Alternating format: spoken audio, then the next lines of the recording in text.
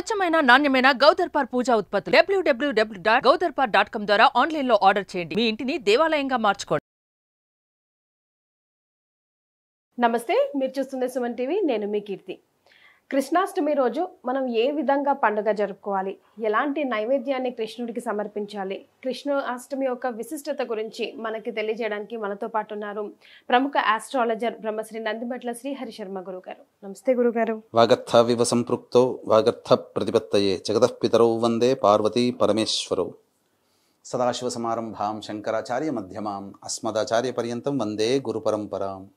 ఆదిత్యాయ చ సోమాయ మంగళాయ బుధాయ చ గురుశుక్రశనిభ్యశ్చ రాహవే కేతవే నమః. శృంగేరి జగద్గురు పీఠాధిపతులకి, కంచి పీఠాధిపతులకి నమస్కారములు తెలియజేసుకుంటూ కార్యక్రమాన్ని ప్రారంభిద్దాం. గురుగారు, ఇందాక నేను చెప్పినట్టుగా కృష్ణాష్టమి రోజు మనం అసలు పూజని ఏ విధంగా జరుపుకోవాలి, ఆ బాలకృష్ణుని మనం ఇంట్లోకి ఎలా స్వాగతించాలి?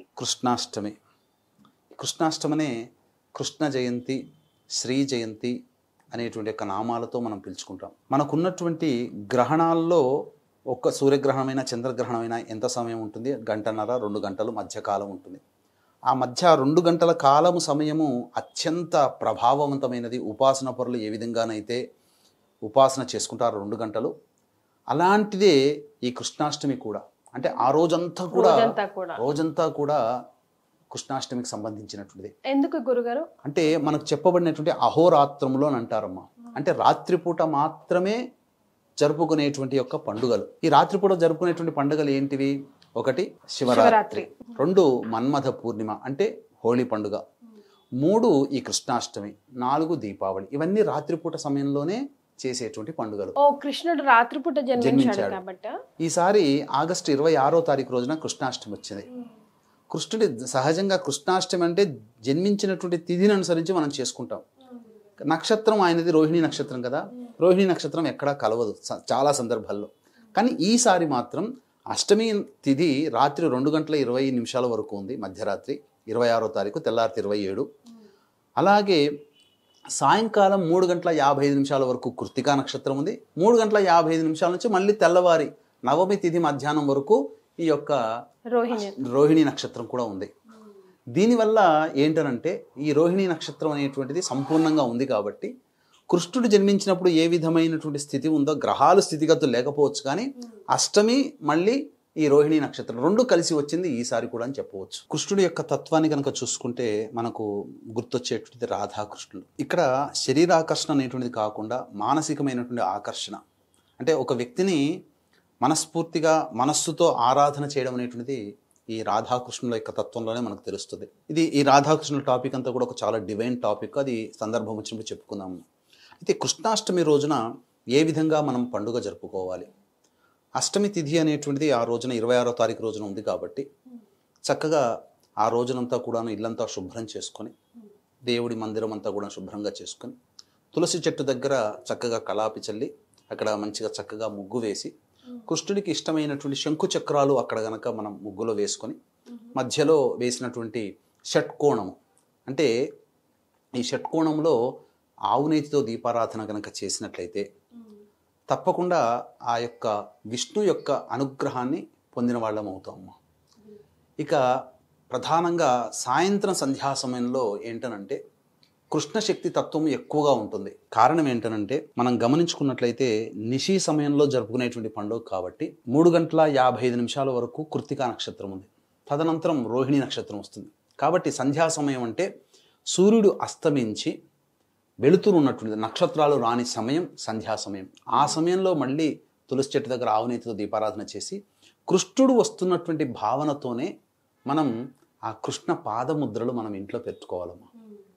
చాలా ఇళ్లల్లో, ముఖ్యంగా తమిళనాడులో ఎక్కువగా కృష్ణుని ఆరాధన చేసేవాళ్ళు, కృష్ణతత్వంతో ఉన్నటువంటి వాళ్ళు ఈ యొక్క కృష్ణుని పాదాలని ఇలా, అంటే కృష్ణుడే మన ఇంట్లో వచ్చి చిన్న పిల్లవాడు గనక నడిస్తే ఎలా ఉంటుందమ్మా, అడ్డదిడ్డంగా ఇటు అటు వాళ్ళకి ఇష్టం వచ్చినట్టుగా నడుస్తారు కదా, మనమేమో స్ట్రైట్గా నడుస్తాం. చిన్నపిల్లలు కదా తప్పటడుగులు వేసుకుని, ఆ విధంగా తప్పటడుగులు వేసుకుంటూ ఆ ఇంట్లోకి వచ్చి ఆ పూజా మందిరం దాకా ఆ విధంగా ఆ కృష్ణ పాదముద్రలు వేస్తారు.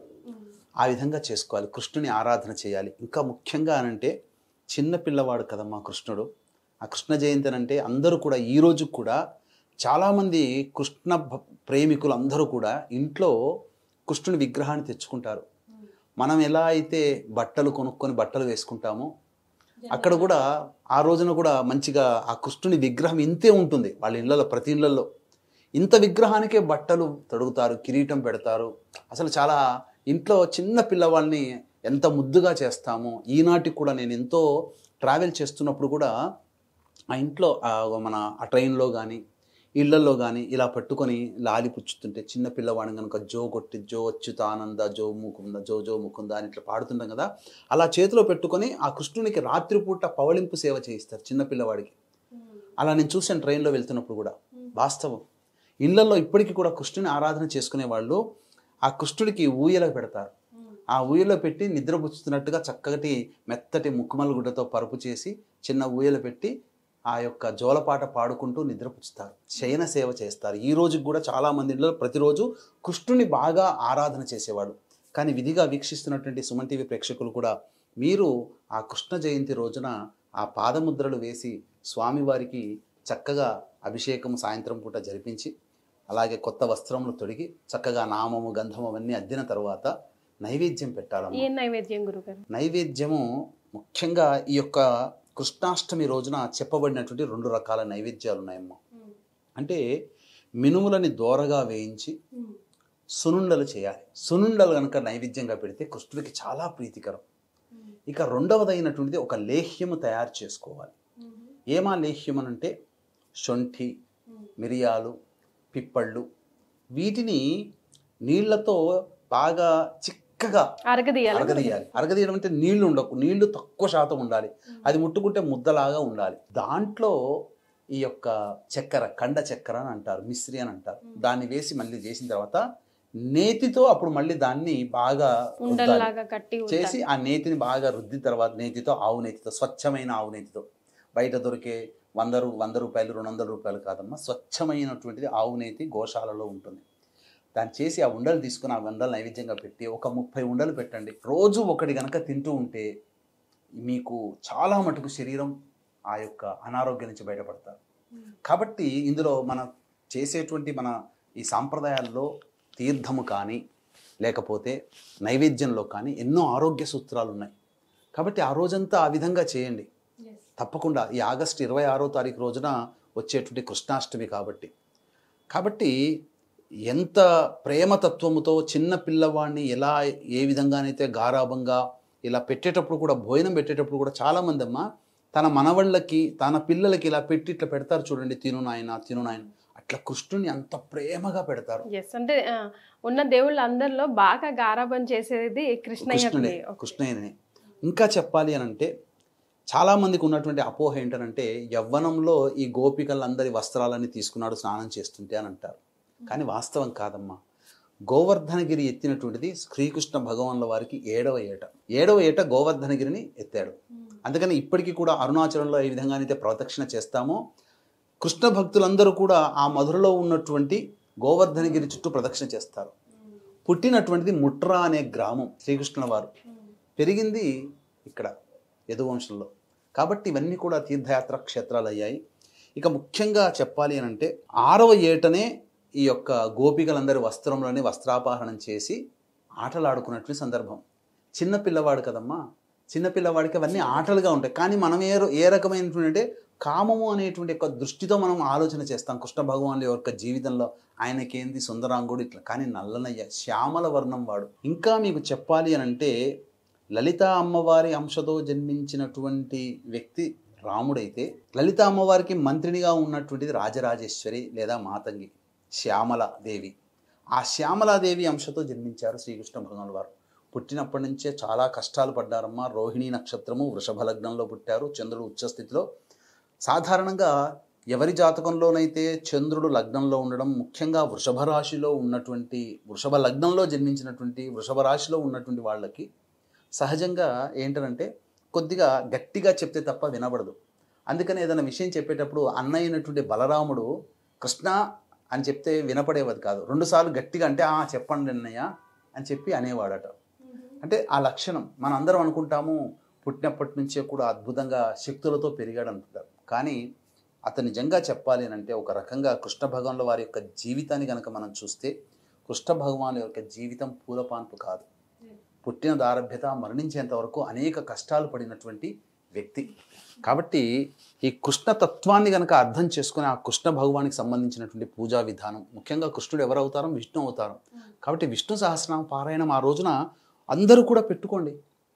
ఇంట్లో అందరూ గుమికూడి ఒక భక్త బృందంగా కృష్ణ పారాయణం చేయండి.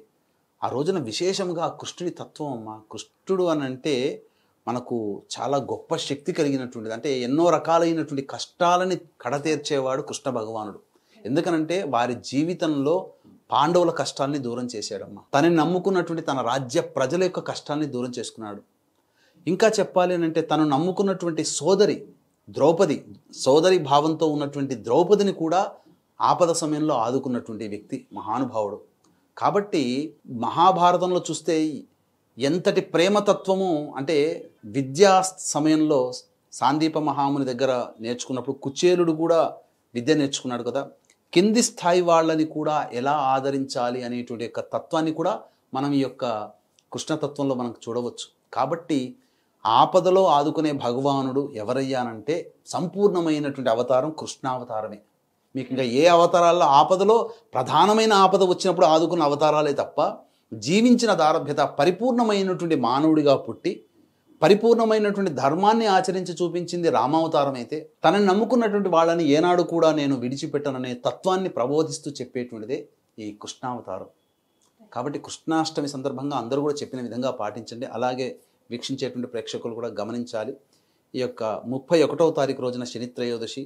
కాబట్టి శనిత్రయోదశి సందర్భంగా వృషభ, మిథున, కర్కాటక, సింహతుల, వృశ్చిక, మకర, కుంభమీన రాశుల్లో జన్మించిన వారికి శనిదోష పరిహారార్థమే శనీశ్వర హోమము, అఘోర పాశుపత మంత్ర హోమంతో పాటు విద్య, వివాహ, ఉద్యోగ, దాంపత్య, అనారోగ్య సమస్యల నివారణకి 18 రకాల హోమాదులు మా పీఠం ఆధ్వర్యంలో చేయించడం జరుగుతుంది. అవకాశం ఉన్న వాళ్ళు కార్యక్రమ తదనంతరం కాంటాక్ట్ చేసి పూర్తి వివరాలు తెలుసుకోవచ్చు. చాలా సంతోషం గురుగారు, ధన్యవాదాలు. సర్వం శ్రీ ఉమామహేశ్వర పరబ్రహ్మార్పణమస్తు.